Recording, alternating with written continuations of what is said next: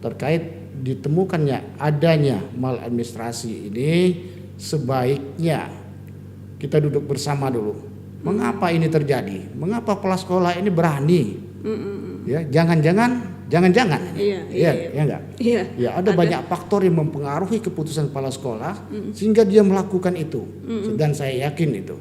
Karena saya yakin juga kepala sekolah dengan latar belakang pendidik, dia tidak mau menjadi masalah kalau tidak itu sangat-sangat terpaksa. Nah, ini yang akan kita bongkar, apa penyebabnya ini, dan pemerintah juga harus memberikan solusi terhadap suatu kebijakan-kebijakan itu, di samping memberikan hukuman mungkin. Bapak Bupati Oku yang dijabat oleh yang sekarang, yang sekaligus dia sebagai Kadisdik, apakah ini melanggar undang-undang atau tidak? Ya, kalau ini melanggar, ya tentu ada sanksi yang harus diberikan, gitu ya, termasuk kepada PJ Gubernur, karena dia mengambil keputusan yang tidak tepat.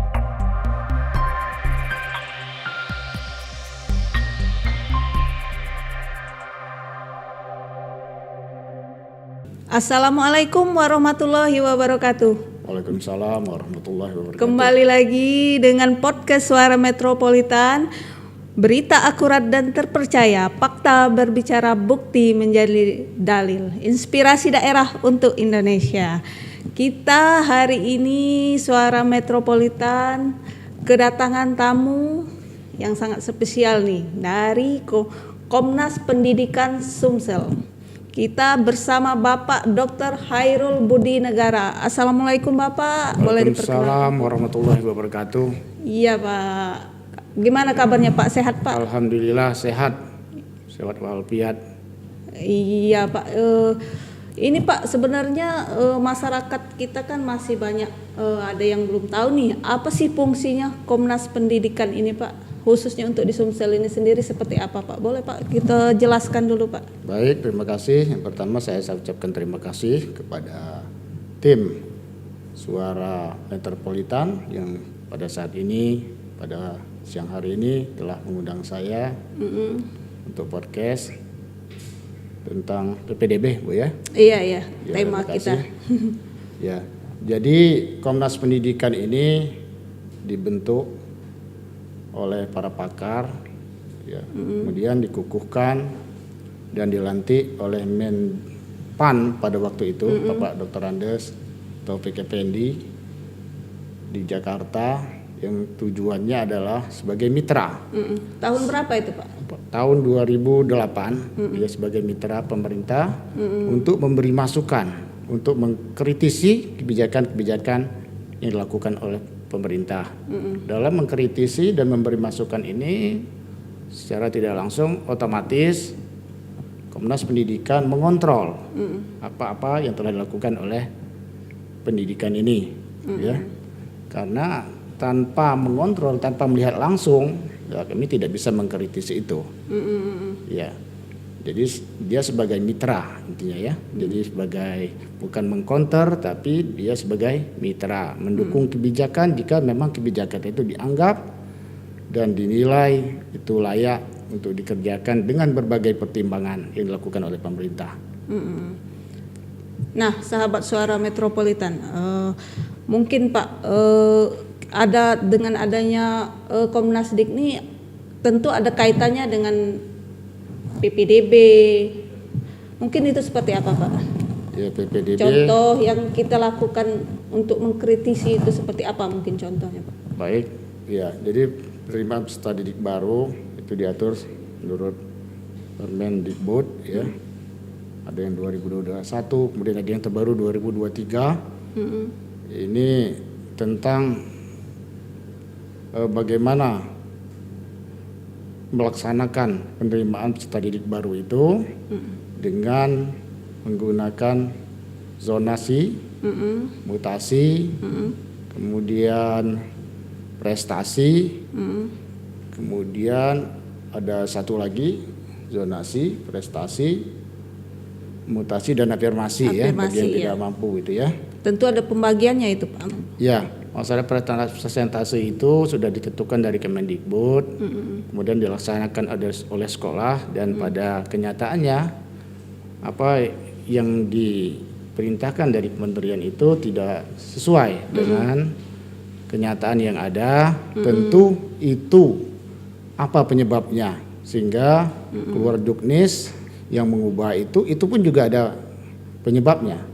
Maka dari itu setiap kebijakan baru itu harus dilakukan dengan baik, ya, harus dilakukan dengan konteks yang baik, tujuan, latar belakang dan sebagainya harus diukur dengan baik. Kemudian dari pengukuran itu kita membuat standar penilaiannya seperti apa. Kemudian kita analisis untuk membuat suatu pertimbangan-pertimbangan dalam mengambil keputusan. Nah, ini yang harus dilakukan seharusnya. Ya. Nah, Pak, baru-baru ini kan ada temuan ombudsman di 4 sekolah yang ada di Kota Palembang ya Pak ya. Nah, ada temuan itu adanya amal administrasi bisa menerima siswa berdasarkan kebijakan kepala sekolah saja. Nah, mungkin fungsi kita Komnasdik ini seperti apa Pak untuk dalam hal ini Pak? Baik, ya, jadi fungsi Komnasdik ini dia melihat berbagai aspek, ya, karena semuanya itu adalah kita. Ombudsman itu adalah milik kita sebagai lembaga pengawasan terhadap jalan pemerintahan secara administratif. Kepala sekolah itu juga milik kita. Dinas pendidikan itu adalah milik kita. Siswa yang akan sekolah itu milik kita. Yang lulus dan tidak lulus di sekolah itu adalah milik kita. Maka dari itu terkait ditemukannya adanya maladministrasi ini, sebaiknya kita duduk bersama dulu. Mengapa ini terjadi? Mengapa kepala sekolah ini berani? Ya, jangan-jangan. Iya, enggak. Iya. Ya, ada banyak faktor yang mempengaruhi keputusan kepala sekolah sehingga dia melakukan itu. Dan saya yakin itu. Karena saya yakin juga kepala sekolah dengan latar belakang pendidik, dia tidak mau menjadi masalah kalau tidak itu sangat-sangat terpaksa. Nah, ini yang akan kita bongkar, apa penyebabnya ini, dan pemerintah juga harus memberikan solusi terhadap suatu kebijakan-kebijakan itu, di samping memberikan hukuman mungkin. Hukumannya juga seperti apa, tingkatnya berat, ringan, itu ada standarnya semua pengukurannya. Jadi tidak mengambang, tidak bias nanti dalam melakukan tindakan yang akan diberikan dan juga dalam mengambil suatu keputusan. Ya. Nah, jadi ini untuk kedepannya Pak, sebentar lagi kan kita tidak lama lagi untuk PPDB lagi. Nah, jadi untuk menghindari misalnya kepala sekolah ini ada tekanan, mungkin itu titipan atau seperti apa kan nantinya. Nah, mungkin sebaiknya seperti apa sih kepala sekolah ini agar tidak ada tekanan-tekanan seperti itu Pak? Baik. Jadi masalah tekan-menekan ini sebenarnya kita tidak bisa menjudge siapapun juga, karena itu butuh data, butuh bukti-bukti kan. Nah, tetapi faktor-faktor yang mempengaruhi kepala sekolah melakukan itu banyak sekali, ya, banyak sekali, sehingga dia berani tadi ya, dengan sangat terpaksa kemungkinan melakukan itu dengan banyak faktor. Ya bisa saja adanya tekanan, adanya titipan dan sebagainya, sehingga dia tidak kuasa untuk menjalankan apa yang seharusnya yang sudah. Ini yang perlu digali. Mari duduk bersama nanti kan. Bagi stakeholder yang ada itu, mari duduk bersama, pecahkan ini, karena itu adalah demi kelancaran, demi keberlangsungan proses pendidikan terutama di Sumatera Selatan ini. Artinya sekarang kan saat ini sudah ada langkah tegas dari PJ Gubernur kita dengan mengganti Kepala Dinas Pendidikan Sumsel Pak. Apakah itu langkah tepat untuk saat ini Pak? Ya tentu PJ Gubernur kemungkinan ini ya, kemungkinan dia telah mempertimbangkan apa-apa yang akan dilakukan ke depan, ya. Nah, untuk penggantian itu, ya selagi itu memang sesuai aturan dan prosedur, ya saya kira tidak masalah. Tapi apakah dalam mengambil keputusan itu sudah melakukan kajian yang benar atau tidak? Nah tentu melakukan kajian yang benar itu Bapak PJ Gubernur mungkin melibatkan berbagai pihak yang berkompeten untuk melihat sesuatu ini secara real ya. Jadi tidak kira-kira, kemungkinan-kemungkinan, kita perlu data, kita perlu fakta, kita kumpulkan orang-orang sehingga nanti keputusannya tidak bias gitu.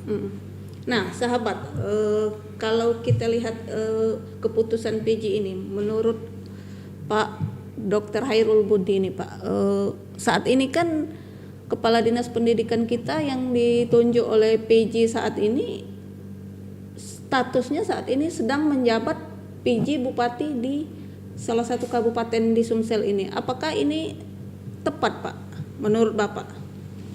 Ya, kebijakan itu ada di PJ Gubernur Sumatera Selatan. Yang jelas Bapak Bupati Oku yang dijabat oleh yang sekarang, yang sekaligus dia sebagai Kadisdik Provinsi Sumatera Selatan. Mungkin PJ Gubernur sudah melakukan kajian, ya, apakah ini melanggar undang-undang atau tidak? Ya, kalau ini melanggar, ya tentu ada sanksi yang harus diberikan, gitu ya, termasuk kepada PJ Gubernur. Karena dia mengambil keputusan yang tidak tepat, misal, ya, misal. Tetapi memang kalau ini berdasarkan kajian sudah benar-benar, memang bisa dia melaksanakan tugas nanti kan tidak menjabat rangkap jabatan misalnya, ya, dan rangkap jabatan itu juga dibolehkan misalnya, ya tidak masalah selagi memang jabatan itu nanti yang dilakukan bisa memberikan dampak yang positif bagi masyarakat. Nah, tapi kalau misalnya jabatan itu rangkap, ya otomatis nanti tidak maksimal dalam melakukan pelayanan. Nah, ini juga menjadi koreksi seandainya memang itu terjadi. Ya. Tapi ini Pak, sekarang begini Pak, saat ini kan sebentar lagi kan PPDB sudah mulai. Nah, mungkinkah, apakah memungkinkan dengan kondisi dua jabatan seperti ini Pak untuk bekerja secara maksimal untuk di Dinas Pendidikan? Itulah tadi ya. Jadi para pemerintah ya, dalam mengambil keputusan tadi yang sudah bilang di awal harus bisa mengukur, menilai, menganalisis sebelum mengambilkan keputusan. Apakah layak atau tidak, bisa atau tidak. Nah, mereka yang lebih tahu. Berdasarkan apa? Mungkin berdasarkan pengalaman, berdasarkan fakta, dan memang itu kalau memang bisa dilakukan, ya tidak masalah. Tapi kalau tidak, nah ini sangat berbahaya, apalagi terhadap dunia pendidikan ya. Dunia pendidikan ini kompleks ya, kompleks sekali permasalahannya. Kemudian tugasnya juga banyak yang harus dikerjakan karena menyangkut apa? Menyangkut sumber daya manusia, menyangkut juga orang tua yang pada saat ini juga mensekolahkan anaknya dan sebagainya. Jadi kalau bicara masalah pendidikan ini sangat kompleks sekali. Ya memang sebaiknya cari orang yang memang fokus terhadap dunia pendidikan ini. Ya, itu. Kembali lagi ke PPDB Pak. Ini kan banyak sekali kan untuk awal PPDB ini beberapa hal yang akan menjadikan tekanan untuk kepala sekolah. Ini agar tidak menjadi contoh untuk sekolah-sekolah lainnya, mungkin adakah masukan kita dari Komnasdik sendiri Pak? Ya, ini sebaiknya sebelum diberikan masukan ya, sebaiknya ini dirembuk bersama sebenarnya. Rembuk bersama antara beberapa stakeholder, Dinas Pendidikan mungkin, masalah administrasi dilibatkan Ombudsman, DPRD, Kejaksaan, Kepolisian. Mari rembuk bersama. Karena permasalahan pendidikan ini itu tadi sangat kompleks sekali ya. Jadi terkait PPDB tahun 2024 yang sebentar lagi, ya sebaiknya lakukanlah ini sebelum terlambat karena waktu sudah mendekati ini.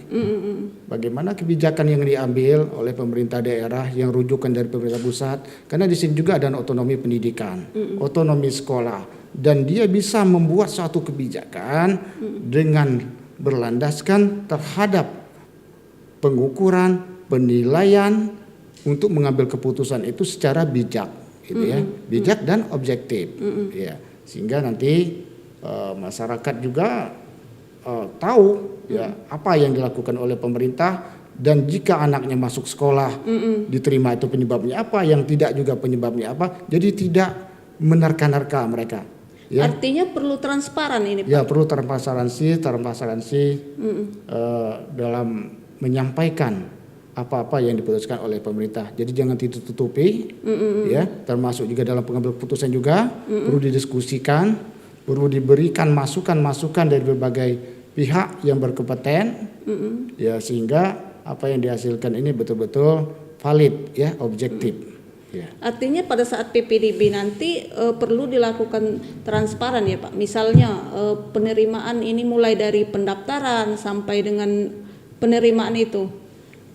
Ya, jadi dari aturan pun yang disampaikan itu harus disampaikan kepada masyarakat, mungkin melalui media ini atau media lainnya atau melalui surat kabar, ya, sehingga masyarakat tahu kalau anaknya diterima. Berarti telah melakukan ini, kalau tidak berterima berarti ada yang kurang dalam hal apa gitu kan. Nah, jadi ini juga yang harus disampaikan oleh pemerintah. Kemudian kalau misalnya dia tidak diterima, ada solusi apa, mungkin pemerintah bisa memberikan kebijakan-kebijakan. Kalau dia ke swasta misalnya, ya mungkin bagi yang tidak mampu bisa disubsidi, ya, sehingga ya ini kita milik kita semua ini, perlu diselamatkan, ya, perlu kita selamatkan. Jangan nanti sampai gara-gara tidak di sekolah di A negeri ini dia putus sekolah, berdampak juga kalau dia tidak putus sekolah, dampak sosial tentunya, ya, akan dikibatkan kalau dia menganggur misalnya. Nah, tapi kalau selagi dia masih mau sekolah, ya mungkin kalau di tempat itu tidak bisa disalurkan ke swasta dengan subsidi misalnya, karena bisa saja itu terjadi dengan anggaran dari pemerintah. Gitu. Artinya pada saat ini kan untuk masuk sekolah negeri dengan gimana ya istilahnya, kalau dengan dibandingkan swasta, mereka ini jauh berlomba-lomba untuk masuk negeri sehingga adanya maladministrasi tadi Pak. Jadi harusnya kedepannya untuk swasta ini seperti apa Pak? Untuk sekolah swasta sendiri? Ya, sekolah swasta artinya sekolah di luar negeri ya Bu? Iya, di luar negeri. Iya. Di luar negeri istilahnya sekarang. Iya. Ya. Kalau yang dalam negeri itu yang negeri itu. Iya. Nah, jadi sekolah di luar negeri, ya, atau swasta ini, ya tentunya punya aturan sendiri kan. Jadi kalau misalnya ada limpahan dari sekolah negeri, mungkin ya sekolah swasta bisa berkomunikasi lah dengan pemerintah. Untuk apa? Untuk menampung yang tidak masuk tadi. Mau diapakan? Iya. Ya, kita cari solusi bersama. Bagi yang mampu seperti apa, bagi yang tidak mampu seperti apa. Nah, itu tadi mungkin ada subsidi yang diberikan oleh pemerintah kepada pihak swasta. Karena yang penting itu adalah sarana, ya, sarana dan gaji pegawai, ya. Itu yang jadi problem bagi sekolah yang memang secara ekonomi, secara sarananya memang kurang, gitu kan. Nah, mungkin bisa diberikan solusi oleh pemerintah. Asal ini bisa duduk bersama, kumpulkan data, ya. Jadi ini yang penting. Jadi benang merah permasalahan ini didapat nanti kan, gimana masalah ini sehingga ini terjadi maladministrasi. Dan apakah ini terjadi di 4 sekolah itu saja? Nah, kemungkinan menurut dari Ombudsman itu jadikan sampel, ya. Jadi iya. Ya, bisa saja ini terjadi di sekolah-sekolah lain, di kabupaten lain, mungkin juga se-Indonesia ini, ya, mirip kejadiannya. Ya, mungkin perlu diriset lagi, ya, terhadap beberapa sekolah di provinsi lain, ya. Para metropolitan, kita berikan kesempatan, berikan ruang juga bagi sekolah yang mungkin disebut-sebut di podcast kita kali ini. Kita berikan ruang, ayo dong, berikan klarifikasinya, berikan penjelasannya seperti apa mungkin. Ya, sahabat. Nah, transparan tadi Pak, terkait transparan tadi Pak. Sejauh ini Pak, kalau kita lihat Pak, seperti apa sih Pak sehingga sampai terjadi maladministrasi ini Pak? Bentuk transparannya untuk pendidikan kita khususnya SMA di Sumsel ini Pak. Ya, jadi apa yang diputuskan oleh sekolah, baik dinas pendidikan maupun dari kementerian itu disampaikan ke pihak sekolah, ke orang tua, ke masyarakat melalui media. Salah satunya media Suara Metropolitan misalnya, ya, atau melalui surat-surat kabar. Nah, sehingga apa yang akan dilaksanakan oleh sekolah diketahui oleh masyarakat. Jadi mereka tidak bisa komplain karena sudah ada aturan yang jelas, ya, baik melalui media online atau surat kabar. Apalagi misalnya kalau bisa melalui kelurahan pun, mungkin kecamatan, disampaikan informasi ini. Karena ini sangat penting, karena itu menyangkut masyarakat mana mereka tinggal, gitu ya. Nah, jadi sosialisasinya harus dimaksimalkan lagi. Ya, termasuk juga nanti ketika mereka tidak bisa diterima di sekolah itu, apa penyebabnya? Sehingga mereka plong, jangan ada istilahnya multitafsir atau prasangka yang tidak baik, jadi kan, sehingga apa yang dilaksanakan itu betul-betul terukur dengan baik, ya, sehingga nantinya keputusan yang diambil juga tidak bias. Gitu. Pak, agak keluar dari tema sedikit Pak. Kalau kita lihat saat ini kan di dunia pendidikan ini banyak sekali anak-anak sekolah yang melakukan tawuran Pak, dengan sambil live. Mungkin pendidikan kita saat ini sudah seperti apa sih Pak? Perlu yang harus dilakukan, yang perlu diperbaiki, mungkin untuk masukan juga ke pihak sekolah ini Pak dari Komnas Dik. Nah, kalau lihat dari prinsip pendidikan itu adalah suatu proses pengembangan intelektual manusia. Jadi yang dikembangkan itu adalah kognitif, afektif, dan psikomotor. Jadi yang di sekolah itu lebih banyak kepada kognitif, ya. Jadi afektif itu sebagian besar karena ini menyangkut nilai, ya. Itu di rumah, kemudian keterampilan juga ada di rumah, ada di sekolah, tergantung dari apa yang dikerjakan, gitu kan. Nah, dengan adanya tawuran-tawuran ini berarti yang kedua tadi sikap, ya, yang harus dilebihkan, gitu kan. Apa yang harus dikerjakan untuk mengubah sikap atau nilai-nilai ini di sekolah, walaupun di sekolah itu hanya beberapa jam, ya, dan tidak maksimal untuk melakukan itu semua, karena yang namanya nilai-nilai itu lebih baik lebih banyak waktunya di informal, artinya yang ada di dalam keluarga, di rumah, gitu, ya. Jadi mulai dari orang tua, ya. Nah, lingkungan juga berpengaruh terhadap sikap anak-anak, gitu kan. Nah, jadi sebaiknya juga pemerintah, ini masalah karakter, ya. Membuat ukuran lah. Karakter yang baik itu, yang amat baik itu seperti apa, gitu kan. Nah, yang kurang, yang sedang. Jadi dibuatlah pengukuran 1 sampai 10 misalnya. Kalau 10 ini amat baik, kalau misalnya cuma dilakukan 7 itu baik. 6 itu sedang, di bawah 5 ke bawah itu kurang. Nah, ini yang perlu diperbaiki sehingga nanti di raport itu tahu, wah, nah ini kurang ini dan siapa yang akan melakukan ini? Tentu guru-guru yang ada di sekolah itu yang menyampaikan informasi-informasi seperti ini, ya. Nah, walaupun waktu yang ada untuk afektif artinya sikap yang di sekolah itu hanya sedikit, tapi apa yang ada saja. Jadi dibuatlah suatu aturan yang dibuat oleh sekolah, apa yang kita masukkan di sikap ini, ya. Bagaimana cara guru mendidik lah istilahnya, Pak, ya. Dan sebagainya, mereka melakukan ini segala macam, disiplin, tidak telat, segala macam, kerjasama, ya. Nah, itu kelihatan itu di sekolah. Nah, untuk mengambil data itu ya bisa jadi wawancara dengan teman, dari guru dan guru-guru studi. Nah, karena ini yang sangat penting, ya. Ya, masalah nilai, ya. Ya. Nilai yang baik tentunya, karena nilai itu ada 2, ada baik, ada yang tidak baik. Ini nilai yang baik, ya. Ya, itu. Nah, sahabat Suara Metropolitan, inilah penjelasan sebenarnya dari Komnas Pendidikan Sumsel. Nah, Pak, sekali lagi Pak, berikan closing statement Bapak untuk pendidikan kita di Sumsel saat ini, Pak. Terima kasih. Untuk pendidikan di Sumatera Selatan, kita berangkat dari semuanya adalah kita, ya. Pendidik, kepala sekolah dan tenaga pendidikan lainnya, masyarakat, dinas pendidikan, para pemangku jabatan, ya, pengambil keputusan dan sebagainya adalah kita semua. Mari kita rembuk bersama, ya. Mari kita buat aturan bersama, kita sepakati bersama, kita laksanakan bersama, sehingga apa yang kita lakukan itu masyarakat tahu bahwa ini transparan, ya, dan benar, ya. Jangan transparan tidak benar, ya. Jadi memang untuk benar itu tadi harus dibuatlah suatu aturan yang objektif dan tidak bias. Maka itu perlu dilibatkan berbagai pihak dalam setiap pengambilan keputusan. Itu saja. Oke, terima kasih Suara Metropolitan.